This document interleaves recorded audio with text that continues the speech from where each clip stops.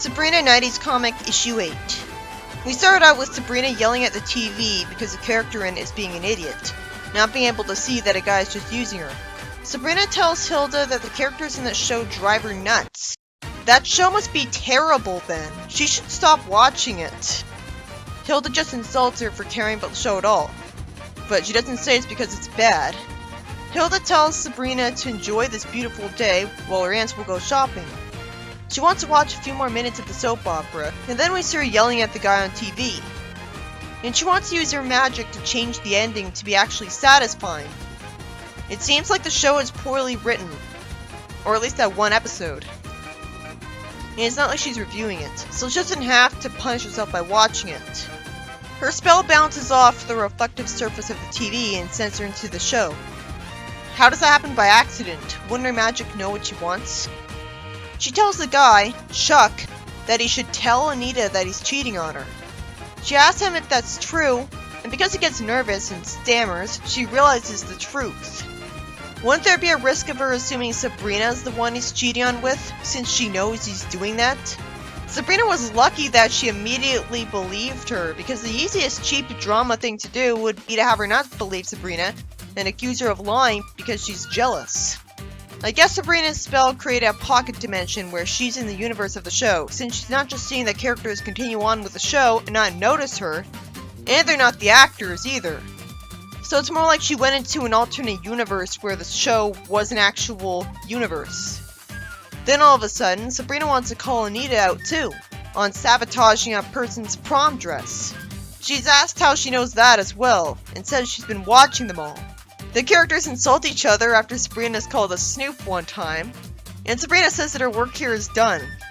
Then we see NCB TV's people being confused at seeing the altered episode because they didn't film this, and some other people ask who this crazy new character is and thinks that the show is messed up. How is it messed up? Wouldn't they be happy? It's too bad we don't see the audience members being happy at the characters calling each other out and getting what they deserve, and instead they're just reacting to Sabrina being there. And just as I was thinking that this would make Sabrina's face famous, we see Harvey see her on TV, and his mother asks how she pulled that off, being impressed. The spy witches are gonna have their hands full rewriting the memories of everyone who saw that episode. Because bullshit plot contrivance, Sabrina can't zap herself out of the show. So she tells Salem to help her, saying that she should zap him in. What makes her think he won't just trap him with her? This is like when Sonic pulled those kids into the TV with him in Sonic Live. And I had to remind myself, this isn't animated series Salem who somehow still has his magical powers. The only thing he could do for Sabrina is give her advice, and he could do that from reality. Her not being able to warp out of a universe would only make sense if the barriers between the universes surrounding it were too tough. But she still got there just fine. Salem says he'd better leave a message for Sabrina's aunts. It sure is mature and responsible of Salem to think to do that. She tells him to hurry up because the credits are rolling.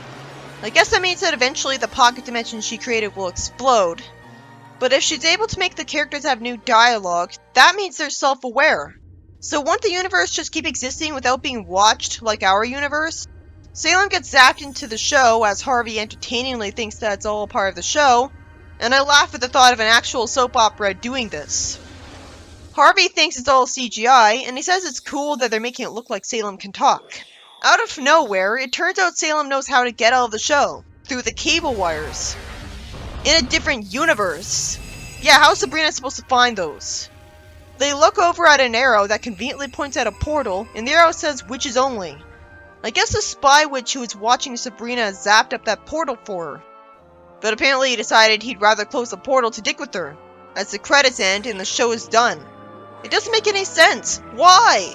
If the portal can be there at all when it's not part of the actual show, why wouldn't the creator of it just zap Sabrina back to her house at that point? The show wasn't made by a witch. I guess Salem's already got experience with this kind of thing happening. He already knows that they'll have to wait in limbo until the next show, even though that's next week. Sabrina says that her aunts will panic because they'll think she went missing. Well, she did. Salem has to tell her that this is why he left a message, because he thought of that. Because bullshit, Even Hilda and Zelda can't get her out, the show's not on. Hilda says that they're in the East time zone, and in the West, the show's still about to air. So they warp to a store window to see some TVs, one of which happens to be airing that exact show. It'd make more sense if they warped to someone's house. I wonder if the show is based on any actual show. It'd be more satisfying to see Sabrina mess it up if I was familiar with the show myself. Sabrina says she's learned her lesson about interfering with the characters. But the reason things screwed up wasn't that she interfered with the characters, it was that she did it at the very end of the episode, so the credits happened on her. Here, they're at the start of the episode, and somehow no one gets this. This isn't the logical consequence and punishment of what she did. A guy from the show flirts with Zelda of all people, not Sabrina. Huh? Zelda's flattered, and Hilda tells her to get a grip. Then a woman sees this and accuses the guy of cheating on her and calls Sabrina's aunts old looking. Hilda calls the characters a bunch of spoiled brats, and it's satisfying that Sabrina says, "Now you see why I get so worked up." Sabrina wants to keep looking for the next convenient portal out, and the same guy calls for Zelda again in front of his girlfriend, probably because he hates his girlfriend.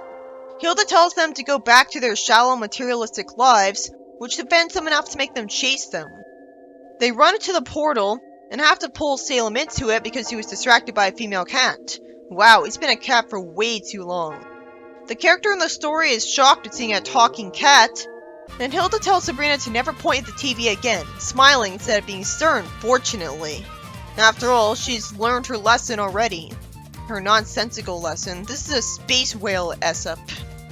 We see a female audience member say that that was a wacky episode, while her husband says that that was too much for him and lied that he's never watching TV again. You'd think he'd appreciate a change of pace, and she certainly did.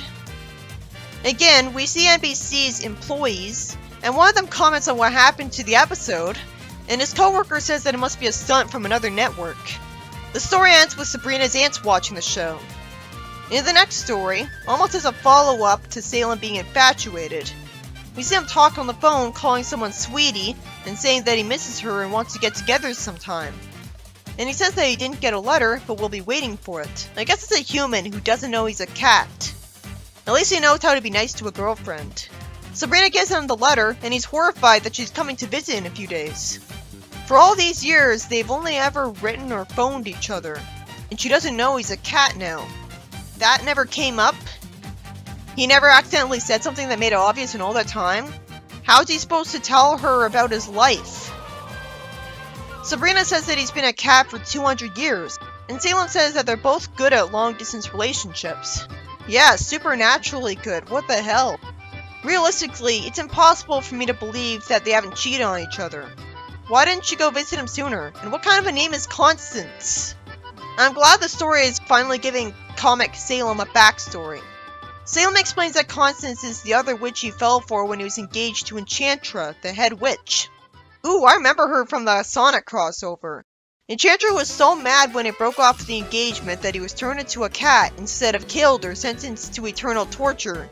So she must have still loved him a little because it could be a lot worse. This is definitely an underwhelming excuse for him being a cat compared to the show, where he's turned into a cat for trying to take over the world, which made him engaging as a character because he used to be a villain, and that shows in his selfish personality. It was a more epic reason, being a villain who got foiled. But at least this is a unique twist for the comic. It'd be boring if it was exactly like the show. Salem tells Sabrina that he wrote to Constance that he got transferred, or rather wrote her. It doesn't help that she's allergic to cats. Why didn't she warp directly to him at any point? It should be explained that she lost her powers.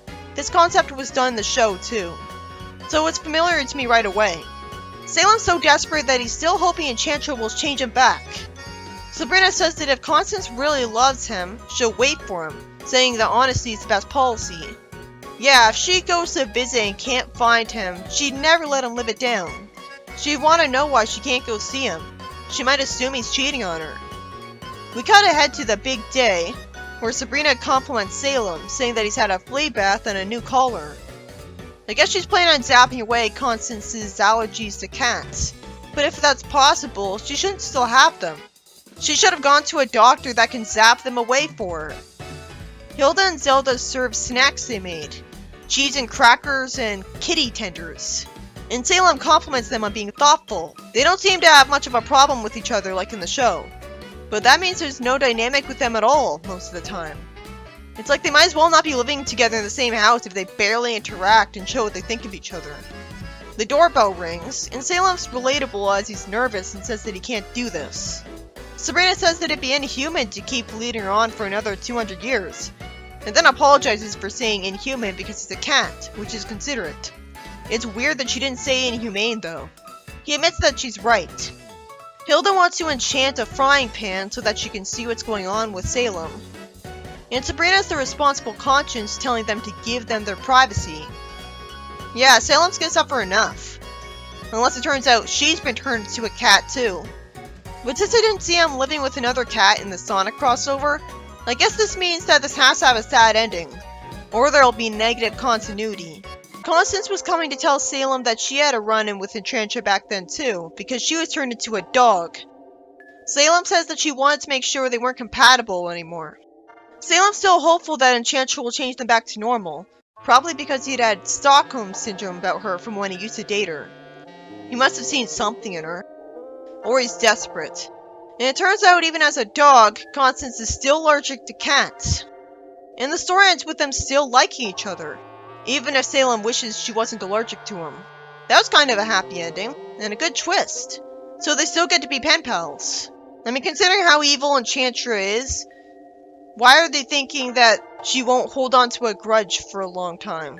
That I can understand why they think that she'd stop having a grudge against them after so many hundreds of years that she'd forget all about them. In the next story, Sabrina tells Salem in a nice black and purple outfit that she's expecting guests at 8 for her Halloween party, but should be back by then. One of the great things about this comic is that its artist isn't too lazy to change the clothes of the main characters. It's easy not to notice most of the time because they're humans, and that's how humans are supposed to be, so we're used to it. It reminds me of SEC with Amy Rose. Salem says that Sabrina is supposed to spend the evening with her aunts at a family get-together in the other realm. Good, it's called the other realm like in the show. She's a teenager, not a child. She's almost an adult. She shouldn't be forced to go to a family reunion if she doesn't want to. That seems unfair. Salem asks a witch how she plans to be in 2 places at once. Sabrina, rather than remembering that she can clone herself with no downsides, wants to keep excusing herself and transporting back and forth, and no one will know the difference. I guess that won't be the case. In the show, I think the same premise happened, and Sabrina sent a stupid clone to the party and that backfired while she went to the reunion because her aunts would know the difference. Hilda tells Sabrina that their cousin Von Ludwig is expecting them for dinner at his castle. And Zelda says that he stocked them out with piranhas, so they don't want to upset him.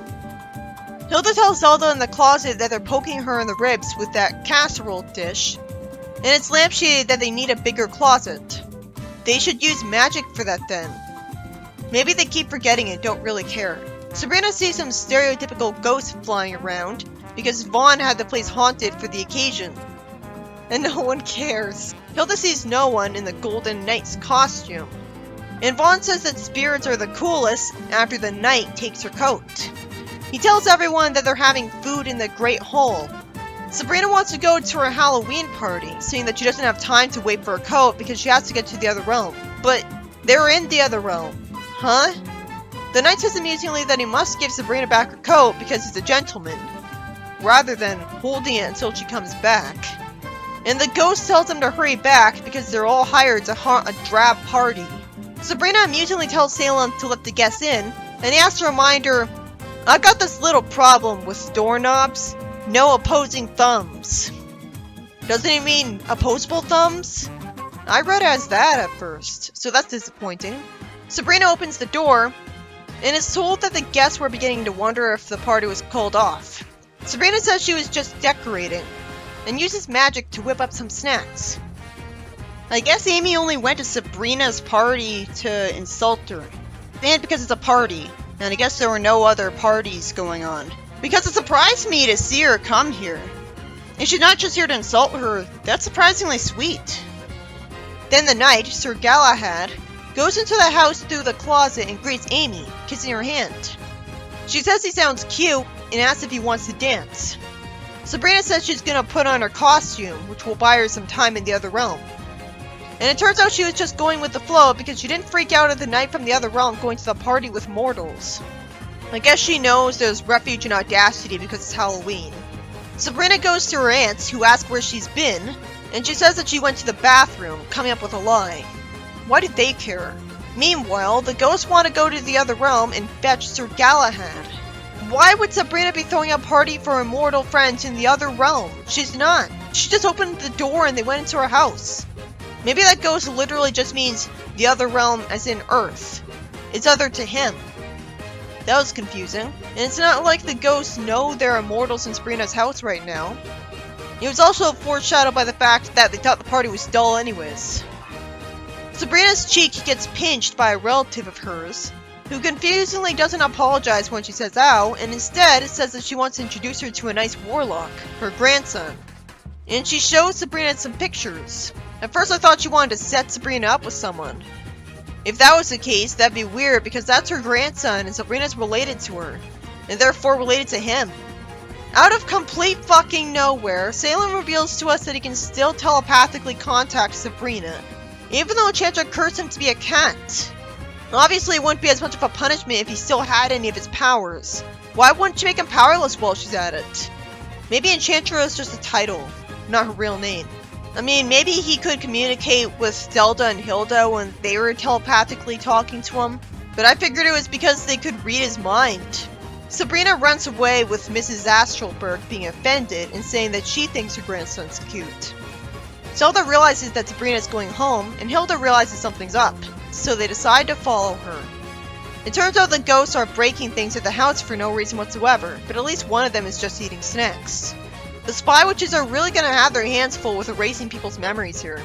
I guess the guy with the glasses is already used to the fact that there's ghosts here, because he's not freaking out at the clearly floating ghosts who can interact with the real world, and so they're not just projections.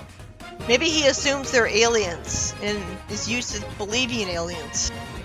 Amy screams at seeing nobody in the knight's armor, and another ghost scares someone in a costume getting out of the dip for no reason. Harvey then says that this is the greatest Halloween party ever. Wait, that's Harvey? I didn't recognize him because he had glasses. I was wondering if it was Dilton or whatever from Archie. That's the problem with a limited art style. Amy says naively that these must be special effects, and guesses that they're costing her a fortune. I guess the spy witches already rewrote her memories, since she should know it's not special effects if the ghosts were able to physically interact with objects. And now that I know that guy was Harvey, why does Harvey think it's cool that the ghosts are breaking stuff in Sabrina's house? At least the fact that he's cool with all this freaky stuff implies that he likes Sabrina for who she really is. I love that the story ends here instead of the ending depressing me by showing Sabrina get punished for throwing a party, when it wasn't her fault that the ghost decided to invade her house, and it would have been kind of harmless if everything went according to plan. Not to mention they're all witches, so they can just effortlessly get rid of all the damage anyways. The first story was by Dan Parent, and was about Sabrina's beam that was trying to improve the ending of a soap opera, magically sucking her into the show because it reflected off the TV, when that doesn't make sense. Her magic should know which... At first it was fun to see her get the mean characters in trouble by exposing their lies and making them argue with each other. It was like long overdue karma. Then it got really confusing because it turns out Sabrina can't simply warp herself out of the new pocket universe she created when she turned the characters into self-aware people. Instead there's a portal out of it for witches only, but it vanishes when the credits show up. I liked that Sabrina's aunts warped to another time zone so they could save her. The second story, by Bill Gallagher, starts out with a familiar premise where Salem's pen pal doesn't know he got turned into a cat by Enchantra. Even though you'd think Enchantra would tell her that to brag. Then it turns out that rather than the ending being depressing with her walking out on him, she's been turned into a dog. I found it too convenient that it was by Enchantra as well. Maybe it's simply that Enchantra knew she was the other woman, because Salem says she wanted to make sure they're incompatible with each other, and it doesn't seem like the story ends with them hating each other, so that's sweet. The third story, also by Bill, is about another familiar premise, where Sabrina has a family reunion on Halloween that she's forced to go to, but she's throwing a party back home, which was 2 different episodes of the show. But instead of her remembering she can clone herself with no consequences, and sending a clone to the family reunion, she stupidly goes back and forth, which inevitably causes the knight to go after her to give her the coat back. Though how is she supposed to know that the ghost would invade her house? And I can understand why she'd want to leave her boring family reunion to have fun and the party. I don't know why she didn't just send the clone to the stupid family reunion. I can't help but be disappointed that we barely got to learn about her family. It was fun seeing how out there her cousin Vaughn was. He was like a stereotypical vampire who always had a smile. And it was less stereotypical that he was a nice guy. The ghosts sure were jerks at her party for no reason. She didn't do anything to them. And somehow Amy thinks it was all just special effects, when they threw and broke stuff at the house and were floating. She should explain that she thinks it's projectors causing a hologram, and wires that were lifting the stuff. Is it ever going to get explained that witches spy on the mortal realm and rewrite the memories of mortals who witness this kind of stuff? Because this is necessary to maintain the masquerade when Sabrina is so obvious. This is a necessary part of the premise, so why are they not explaining it yet? I have to assume it is the case because there's no proof against it, and it'd be far more ridiculous if it wasn't the case. Everyone who knows Sabrina would know she's a witch at this point and treat her differently. But I love that the ending was abrupt instead of depressing me by showing Sabrina's aunt's punish her, forcing her to clean up the house,